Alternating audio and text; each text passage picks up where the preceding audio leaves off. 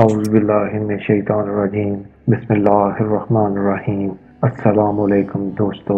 مکہ مکرمہ میں قیام کے دوران عمائدین کوفہ کے حد پر حد اور پیام پر پیام پہنچنے لگے۔ کوئی دن ایسا نہ جاتا تھا کہ کوفیوں کی طرف سے پیغامات موصول نہ ہوئے ہوں۔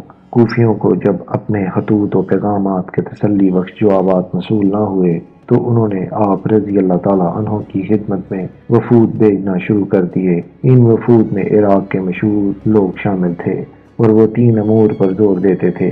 ایک یہ کہ یزید کی بھی ہرگز بیعت نہ کی جائے، دوسرے یہ کہ کوفہ تشریف لائیں اور خلافت کے لیے بیعت لیجیے، تیسرے یہ کہ ہم لوگ مرتے دم تک وفاداری اور جانثاری کی روش پر قائم رہیں گے۔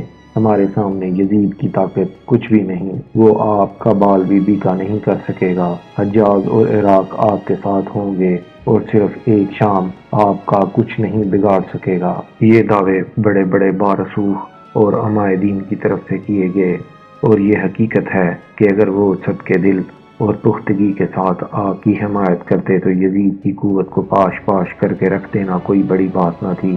حضرت سیدنا امام حسین یزید کو نااہل، غیر مستحق اور فاسق تو سمجھتے ہی تھے، اور اس امر پر یقین رکھتے تھے کہ یزید کو اقتدار سے باہر نکالنا فرض کفایہ ہے۔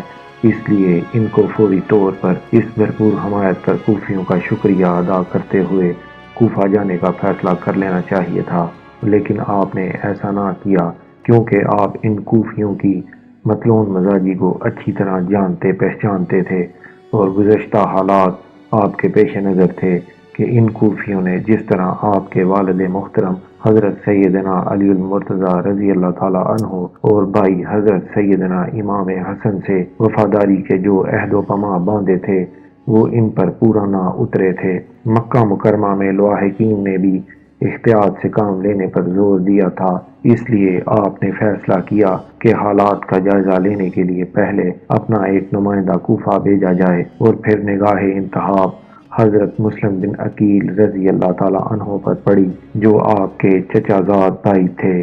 جب حضرت مسلم بن عقیل کوفہ پہنچے تو لوگوں نے آپ کا پرتپاک استقبال کیا، اور چند دنوں کے اندر 18,000 سے زیادہ لوگوں نے حضرت مسلم بن عقیل کے ہاتھ پر حضرت سیدنا امام حسین کی بیعت کر لی۔ اس صورتحال کو دیکھتے ہوئے حضرت مسلم بن عقیل نے حضرت سیدنا امام حسین کو خط لکھا اور سارے حالات سے آگاہ کیا۔ حضرت مسلم بن عقیل کا خط حضرت سیدنا امام حسین کو ملا تو آپ نے سفر کی تیاری شروع کر دی۔ روایات کے مطابق حضرت مسلم بن عقیل کوفہ پہنچے اور مختار بن عبید ثقیفی کے مکان پر قیام پذیر ہوئے۔ کوفہ والے تو بڑی شدت سے انتظار کر رہے تھے۔ ہاتھوں ہاتھ لیا اور بیعت کا سلسلہ شروع ہو گیا۔ لوگ بیعت کے لیے ایک دوسرے پر سبقت حاصل کرنے کے لیے کوشش کرنے لگے۔ 2 روز کے اندر 18,000 کوفیوں نے حضرت مسلم بن عقیل کے ہاتھ پر حضرت سیدنا امام حسین کے حق میں خلافت کی بیعت کر لی، اور ان میں ہر طبقے سے تعلق رکھنے والے لوگ موجود تھے۔ کوفہ کے گورنر حضرت نعمان بن بشیر رضی اللہ تعالیٰ عنہ ایک نیک فطرت بزرگ صحابی رسول تھے۔ وہ کوفہ والوں کی سرگرمیوں کا مشاہدہ کر رہے تھے اور حضرت سیدنا امام حسین کے نمائندے کی حیثیت سے حضرت مسلم بن عقیل کی قدر و منزلت اور عزت افزائی پر خاموش تھے۔ آپ صلح جو بزرگ تھے، اس لیے آپ نے حضرت مسلم بن عقیل کے خلاف کوئی عملی قدم نہ اٹھایا۔ جب دمشق میں یہ خبر پہنچی تو یزید کی پریشانی کی انتہا نہ رہی۔ اس نے فوری طور پر اپنے مشیروں کا اجلاس طلب کیا اور فوری طور پر حضرت نعمان بن بشیر کو برطرف کر دیا۔ عبید اللہ ابن زیاد کو کوفہ کا گورنر مقرر کیا گیا اور اسے حکم دیا گیا کہ مسلم بن عقیل کو قتل کر دو یا کوفہ سے نکال دو۔ ابن زیاد جو کہ بصرہ میں موجود تھا اپنے سواروں کے ساتھ روانہ ہوا۔ بصرہ سے روانہ ہونے کے بعد اس نے وہ راستہ چھوڑ دیا جو بصرہ سے کوفہ جاتا تھا، وہ راستہ اختیار کر لیا جو مکہ مکرمہ سے کوفہ کو جاتا تھا۔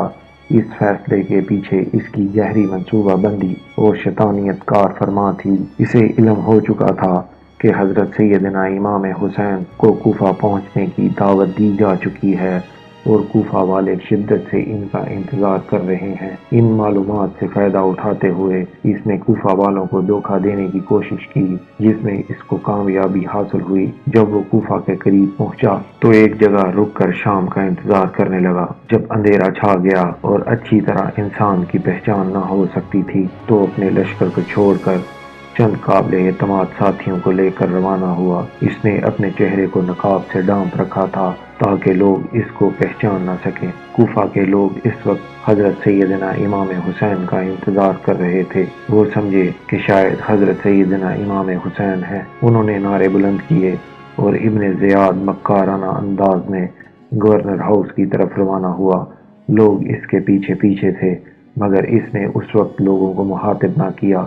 گورنر ہاؤس پہنچنے کے بعد اس نے اندر داخل ہوتے ہی دروازہ بند کر دیا۔ کئی لوگ سمجھ گئے کہ یہ حضرت سیدنا امام حسین نہیں بلکہ کوئی اور ہے۔ ابن زیاد چونکہ حالات پر جلد قابو پانا چاہتا تھا، اس لیے اس نے پہلے حضرت نعمان بن بشیر کو معزولی کے احکامات سنائے اور پھر جامع مسجد میں پہنچ کر اہل کوفہ کے سامنے نہایت زبردست تقریر کی۔ امیر المومنین نے مجھ کو کوفہ کا حاکم مقرر کیا ہے۔ انہوں نے مجھے حکم دیا ہے میں مظلوموں سے انصاف، فرما برداروں پر احسان اور غداروں اور نافرمانوں پر سختی کروں۔ میں یہ حکم بجا لاؤں گا۔ دوستوں سے میرا سلوک مشفق اور مہربان باپ جیسا ہوگا، لیکن جو شخص میرے احکام سے سرتابی کرے گا اسے تلوار کی دھار اور کوڑے کی مار کا مزہ چکھاؤں گا۔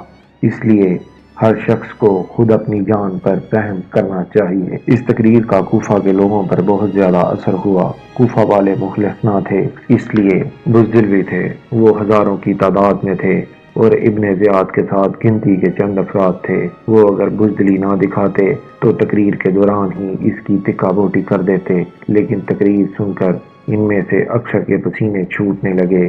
ابن زیاد اس تقریر کے بعد گورنر ہاؤس چلا گیا اور اپنے ساتھ لائے ہوئے لوگوں کو بھی خفیہ میٹنگ کے لیے بلا لیا۔ دوستو، اگر آپ کو ہماری آج کی ویڈیو پسند آئی تو اسے لائک کریں، شیئر کریں اور کمنٹ باکس میں اپنی رائے کا اظہار ضرور کریں۔ اور اگر آپ نے ہمارے چینل کو سبسکرائب نہیں کیا تو اسے سبسکرائب کر دیں اور بیل آئیکن کو ضرور پریس کریں تاکہ آئندہ اس طرح کی ویڈیو کے نوٹیفیکیشن آپ کو مل سکیں۔ آئندہ پھر حاضر ہوں گے ایک نئی ویڈیو کے ساتھ۔ اللہ حافظ۔